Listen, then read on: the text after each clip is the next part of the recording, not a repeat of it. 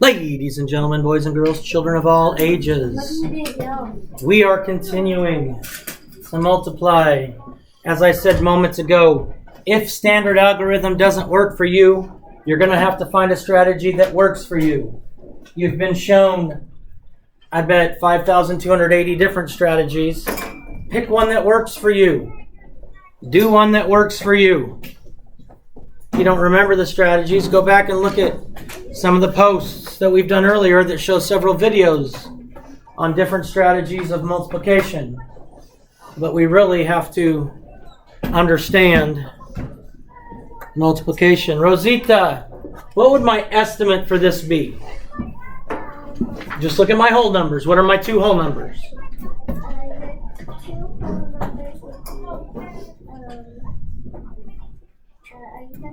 The whole numbers. What's in front of the decimal point? The whole numbers. What's 2 times 8? 16. Your estimate should be near 16. If your actual answer you have written down right now isn't anywhere close to 16, then you have your answer wrong. It's not a 3-digit number. It's not going to be a 1-digit whole number. So you're probably going to have 2 digits in front of your decimal point. If you don't have 2 digits in front of your decimal point, you're going to have to reevaluate your estimate.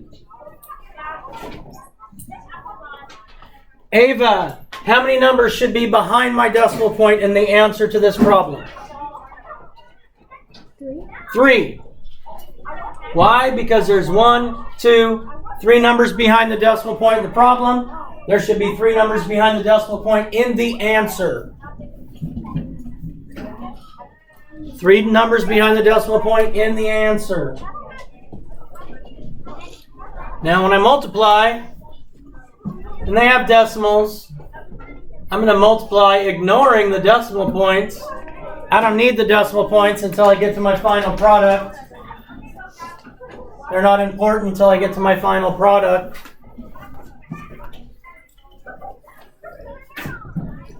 Oren, what is 1 times 6? 6. I have 6 ones. Oren, what is 1 times 1? 1. Is 1. I have 110. Oren, what is 1 times 2? 2. I have 2 hundreds. All I have to do there is know my ones multiplications, and I should have been able to do that fairly easy. Remember, if you need graph paper, there is graph paper back there. Now, since I'm moving to my tens place, I have a 0 in my ones place. Since I'm starting with tens, I have 0 ones to add to this, 6. Oh, let's see who's helping me with the tens. Nixon, what is 8 times 6? 8 times 6 is 48. 48. So I have 48 tens. Or 4 hundreds and 8 tens. Nixon, what is 8 times 1? 8 times 1 is 8. Plus 4 more? Is 12. 12. And Nixon, what is 8 times 2? 8 times 2 is 16. Plus 1 more? 17. 17. It's amazing to me that some of you that are struggling with this aren't even looking at me as I do it. 6 plus 0 is? 6. 8 plus 1? 9. 2 plus 2? 4. 7? 1. Jaden, where does my decimal point go? In front of the 4. In front of the 4. My estimate was 16, so I can't put it anywhere else to make it anywhere close to 16. Ava told me there have to be 3 numbers behind the decimal point in my product, so I have to have 3 numbers behind the decimal point in my product. My estimate said it had to be close to 16, and it was. Caitlin, what's an estimate for this?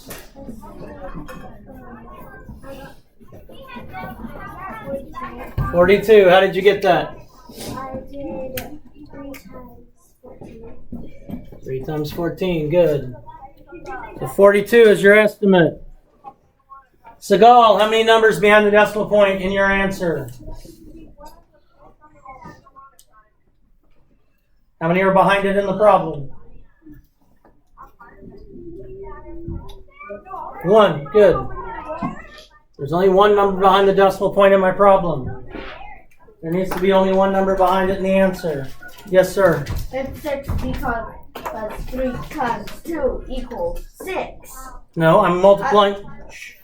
I'm multiplying my whole numbers. Oh, well, that equals 42. Yes, I'm multiplying my whole numbers, and so that's where I get my estimate from. So then we have 142 times 3. I just need to ignore the decimal points. Please also notice I don't line up decimal points when I'm when I'm multiplying with decimals. I don't line up the decimal points. Liam, 3 times 2. 3 times 2 equals 6. Liam, 3 times 4. 12. 12. Carry my 1. Liam, 3 times 1. 3, Plus 1. 4. So my answer should be 42 6/10. You have to be getting better at this. If you struggle with it, you're going to have to work some on your own and practice. There's just no way to continue working at the way, I wouldn't say life, working at the way we're doing. Please subscribe.